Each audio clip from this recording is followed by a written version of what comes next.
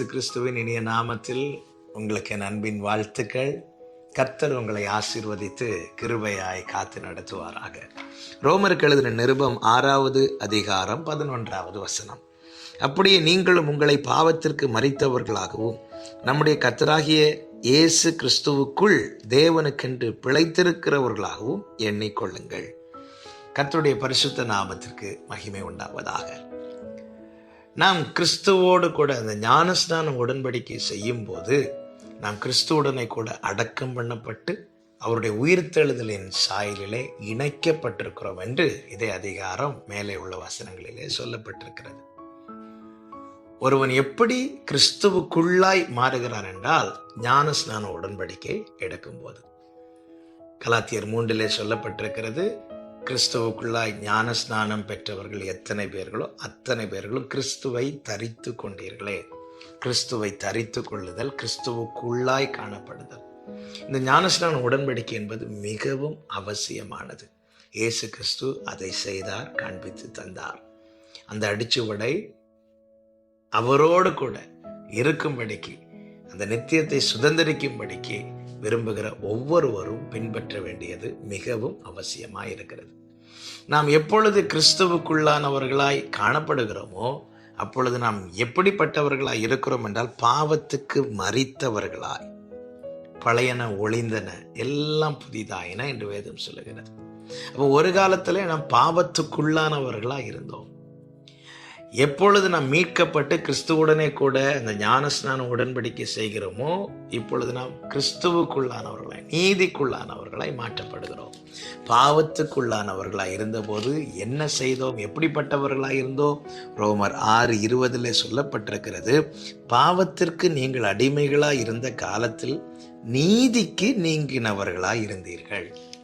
பாவத்துக்குள்ளானவர்களாய் இருந்தபோது நீதிக்கு நீங்கினவர்களாய் இருந்தோம். இப்பொழுது யாராய் இருக்கிறோம்? நீதிக்கு அடிமைகளாய், அதாவது கிறிஸ்துவுக்குள்ளானவர்களாய் இருக்கிறோம். அப்படி என்றால் பாவத்துக்குள்ளானவர்களாய் இருந்தபோது நீதிக்கு நீங்கினவர்களாய் இருந்தோம்.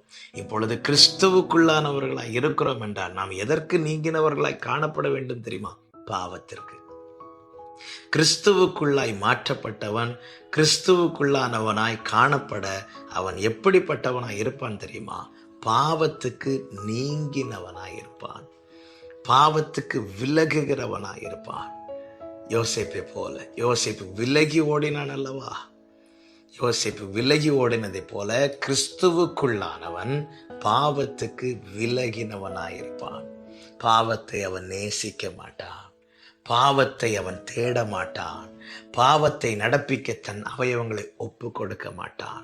என கேட்டுக்கொண்டிருக்கிற அன்பு சகோதரா சகோதரி, நாம் ரட்சிக்கப்பட்டது, நாம் அவருடையவர்களாய் மாற்றப்பட்டது நம்முடைய கிரியையினால் அல்ல, அவருடைய கிருபையினால. கிருபையினால நாம் இந்த பாக்கியம் பெற்றிருக்கிறோம். பாவத்துக்குள்ளானவர்களாய் இருந்த நம்மை கிறிஸ்துவுக்குள்ளானவர்களாய் கர்த்தர் மாற்றி இருக்கிறார். நாம் செய்ய வேண்டியது ஒன்றுதான்.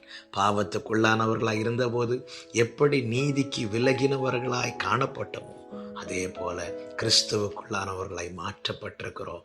நாம் இனி பாவத்துக்கு விலகினவர்களாய்.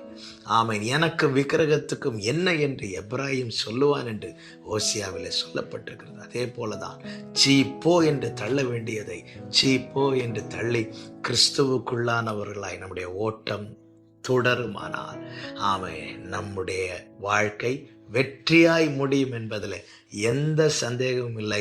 அது மாத்திரமல்ல, நாம் இருக்கிற இடங்களிலே, நாம் செல்லுகிற இடங்களிலே அவரை அறிகிற அறிவின் வாசனை வெளிப்படும் என்பதில் எந்த சந்தேகமும் இல்லை. கிறிஸ்துவுக்குள்ளானவர்களாய் காணப்பட, தொடர, பாவத்துக்கு விலகினவர்களாய் இருப்போம், கிறிஸ்துவுக்கு மகிமையாய் வாழ்வோம். ஜெபிக்கலாமா? எங்கள் நல்ல தகப்பனே, கிருபையாய் எங்களை ரட்சித்து மீட்டு உமோடு உடன்படிக்கை செய்யும்படிக்கு கர்த்தர் கிருபை செய்திருக்கிறீர். பாவத்துக்குள்ளானவர்களாய் இருந்த எங்களை உமக்குள்ளே வைத்து கொண்டிருப்பா.